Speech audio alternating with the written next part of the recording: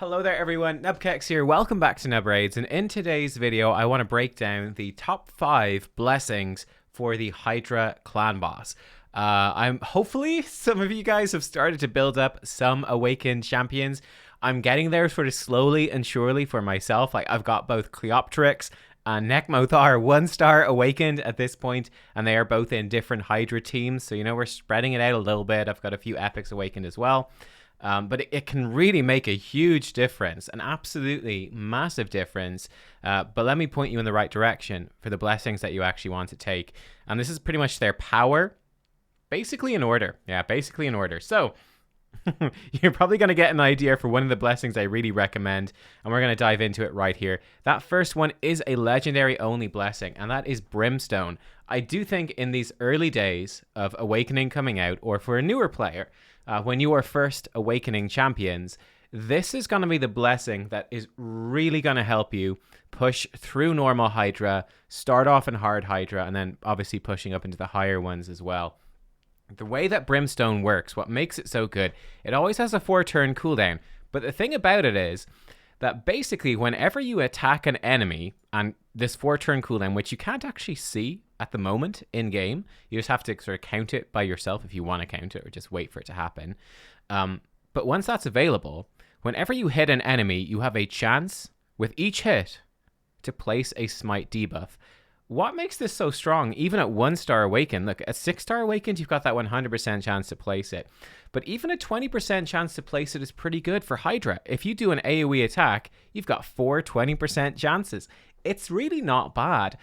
This can add up very quickly, and it's actually quite easy to get those smite debuffs out there, which makes this very, very, very strong. What it does then is that whenever an enemy who has the smite debuff, which lasts for 2 turns, it's a 2-turn debuff that can't be removed, blocked, resisted, transferred, nothing. It's just fixed on there. Whenever they use an active skill, it's going to do a massive chunk of damage. It will also do an based off max HP, and it also does an AoE attack to all other enemies off their max HP as well. The way it basically works in Hydra, it is capped at 100,000 damage, which is still a lot of damage. And the nice thing about this is that the AoE that it does is actually pretty much going to be equal to it as well. I think on normal, not quite. But on hard difficulty, this is typically going to be hitting most of the heads for around about 100k. Certainly for Brutal and for Nightmare, it's just going to hit every single Hydra head for 100k damage whenever this procs, which is great. There are a couple of things to watch out for here. So who are the best champions for this? Well, I do think starting out, that champions like this, I've got like Nekmothar, for example, who is firing off an AoE attack every single time he gets a turn. That sort of champion is ideal right now with Brimstone, right? And that's going to be the ideal sort of champion when you are starting out as well. You just want AoE attacks. You just want to get this debuff out there.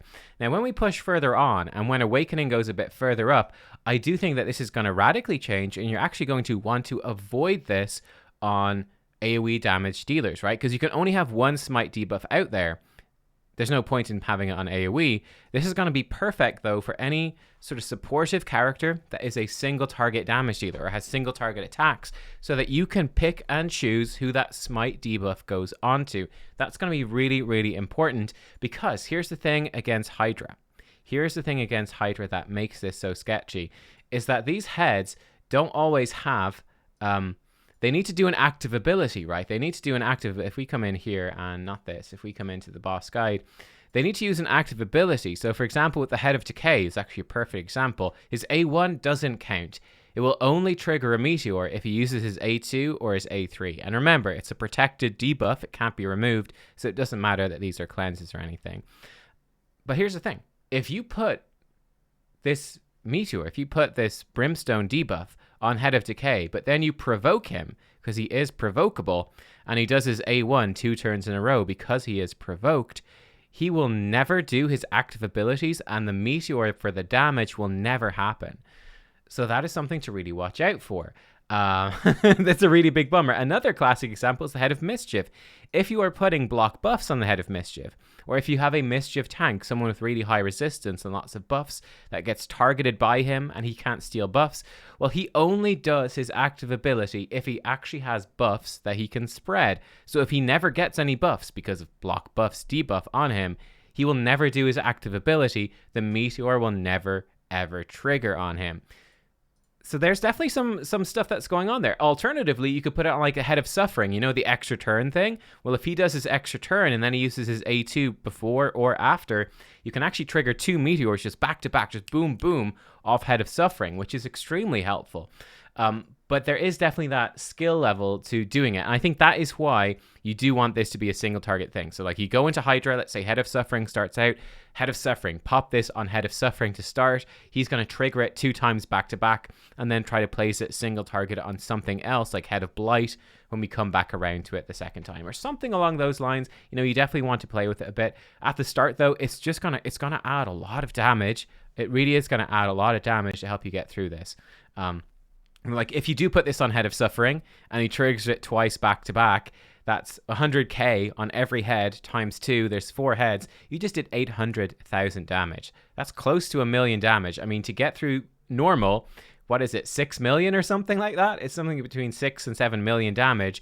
And just from this blessing alone on Head of Suffering at the start of the fight, you can potentially get, you know, you're over 10% of the way there just from one proc of this alone. So I think this is a blessing that's going to hard carry people. And like I said as well, you know, this even helps newer players even more, right? When you don't have good provokes for Head of Decay, when you don't have perfect buff prevention for Head of Mischief, this becomes way better because it is going to work on those heads. When you do have really good control, this is where it becomes more specific for targeting. But yeah, I think that even the worse your team is, the better this buff is. And it also doesn't depend on your gear. So this is really good. Brimstone, for me, the number 1. You want one champion with this on every team for sure. The number 2 blessing is in the same divinity. This is probably no surprise, but Crushing Rend is... I think it's highly likely to be nerfed, to be honest with you. Excuse me, because it's completely busted. However, this is only good at 6-star Awakening. Only. It is completely useless outside of, well, not completely, but it is practically useless outside of that for Hydra. The way it works up into here is that the first hit on each round ignores a percentage of the target's defense. You know, one hit ignoring some defense. This is Hydra. Hydra fights are really long. No good. At 5-star Awakening, the first 2 hits each round ignore percentage of the target's defense. Again, 2 hits, it's barely any better for the purposes of Hydra. I mean, this is amazing for wave control, for wave clear, like, you know, a Seer clearing out waves in dungeons or Doom Tower. This is God tier. It's more than God tier. It's absolutely bananas. For Hydra, not so good. Now, at 6-star, though, every hit ignores a percentage of the target's defense. Every hit. And the cool thing about this as well is that it scales based off the enemy's levels. So at 6-star, every 10 levels on an enemy, you'll ignore 1% defense. Now, if we jump over here, this is absolutely crazy. If we jump over to Nightmare Hydra, you're up against level 310 enemies. That's 31 times 10. You will ignore 31% of all of those enemies' defense on every single hit with this blessing. I mean, if you know anything about the game, right, you can understand how ridiculously powerful that is. That is more powerful than a Savage set. That's more powerful than Helm Smasher proc. It is just absolutely crazy. This is why I'm saying I expect it to maybe be nerfed. We will see. But yeah, this is probably the biggest power spike you will see on your team. If you're able to put if you get a 6-star Awakened Husk or Royal Guard or really any legendary that is doing physical damage, they're actually doing the damage directly with their hits, this is going to give them just an astronomical boost to their damage. It's going to be crazy. If you stack this with Savage gear or Helm Smasher, anything like that, this could get pretty nuts. Probably wouldn't run it with Helm Smasher. One thing to note as well is that War Master damage, Giant Slayer damage also gets reduced by defense. So by using this mastery, you're also going to up your War Master damage too. It's just bananas. So this is by far the best, but unfortunately, you do need to be 6-star Awakened for this. And yeah, again, basically anyone that's actually doing damage is probably going to be want to be running Crushing Rend once they're 6-star Awakened. It's pretty much as simple as that right now. It is crazy. Whereas Brimstone is going to be better on a support type champion. So for example, like Syl of the Drakes, this is going to be the ideal mastery for, or blessing for Syl of the Drakes. I think, you know, just when as a new player, this is what to put on her. Ultimate Death Knight as a new player, a Deliana as a new player. Brimstone is the way to go. I do think Syl is probably the best example where Syl, you get her more HP, great. Accuracy and speed, fantastic. You can use her single target attacks. You don't need to use her AoE and Hydra, so this is perfect for Syl. Crushing Rend, really any damage dealer. Again, Royal Guard and Husk stand out as being the ideal ones there. Now, the next best blessing, believe it or not, I think is also a epic blessing, and that is Cruelty. Whenever you hit an enemy, decrease their defense until the end of the round, and occurs once per hit. So multi-hit skills are going to stack it up faster. Now, let's just jump up to like 6 star just to give you an idea, but this scales really well. This will stack up to a maximum of 20% for bosses. Even if you get it at like 3-star Awakened, which isn't out of the realms of possibility, it's actually 10% reduced defense for all of the bosses. This is also, again, just going to massively up your damage against the Hydra.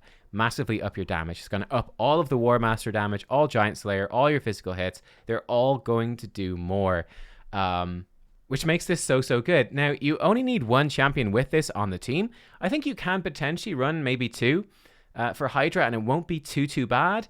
Especially because there's not that many other good options until you're 6-star Awakened and you start switching in Crushing Rend for epics. You might be running like Royal Guard and Husk, or Geomancer as well with Cruelty, something like that to try stack it up, especially with Royal Guard and Husk, so they don't have much AoE really. They have a long cooldown on their AoE skills.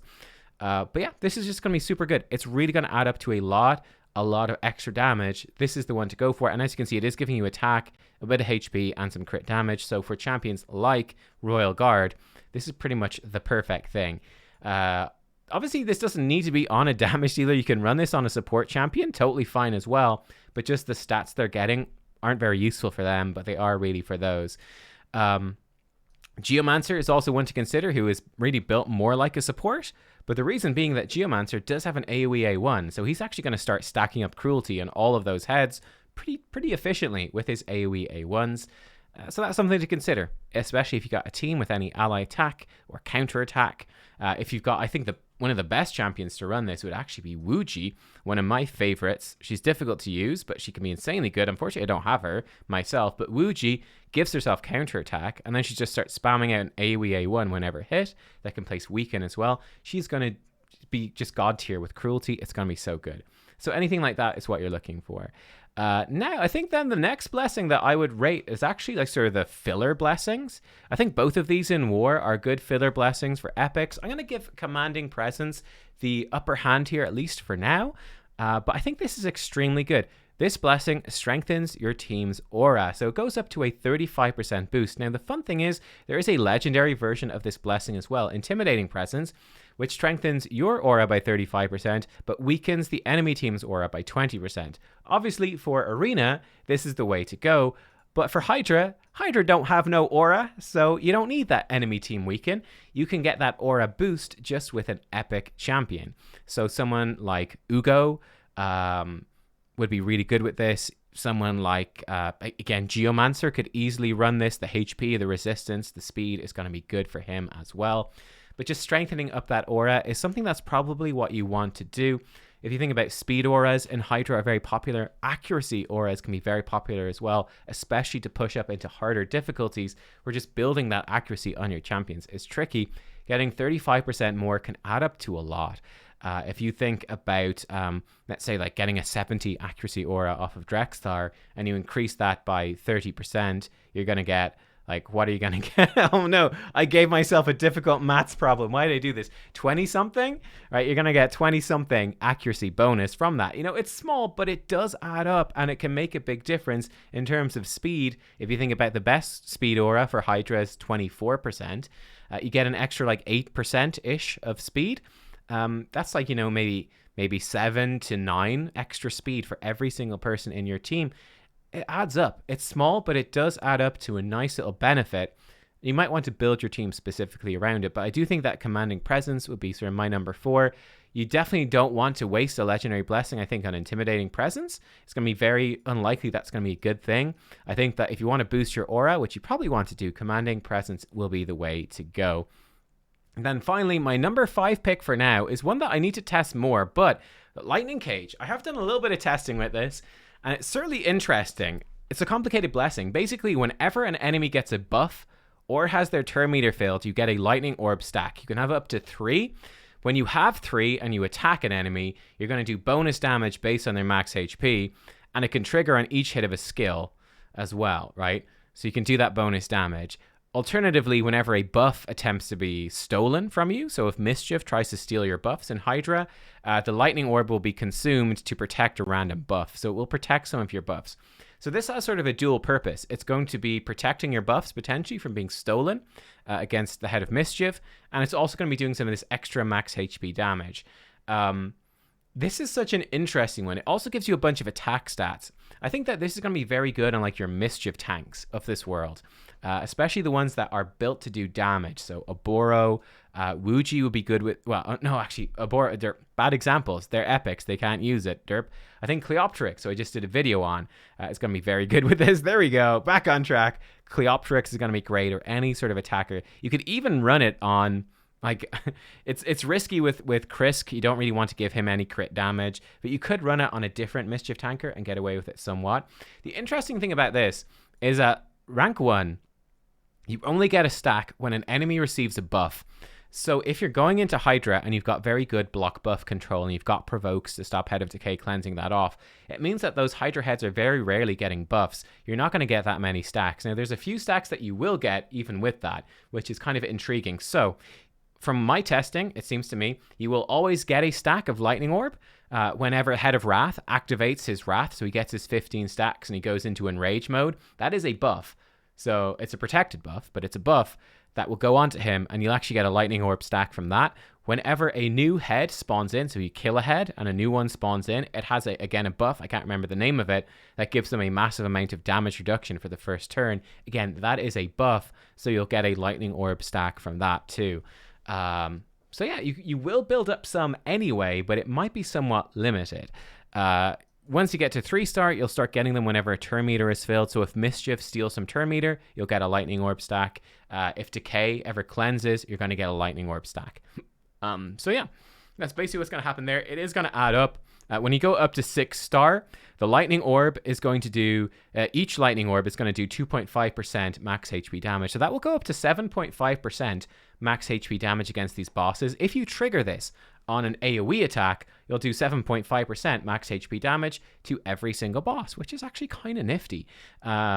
If you trigger it with a multi-hit AoE, you can trigger it on each hit, so you could potentially do a ton of damage. It's something that's kind of interesting. I need to test it out more, but if, for example, we throw in someone like Ethos here, with that blessing, and we can kind of use Lightning Cage to protect his buffs from being stolen if he's ever targeted, like he comes in and he has a triple hitter AoE. I'm curious to see how much damage that can do at Lightning Cage. I don't know, because I don't have an Awakened Ethos yet. I'm not able to test that yet. But this is, I think, one to watch. Like I said, I do think it's very good for a Mischief tanker like Cleoptrix. I've just done a video on her. Should be live on the channel, actually, as I'm recording this one. It's going to be really, really good on her.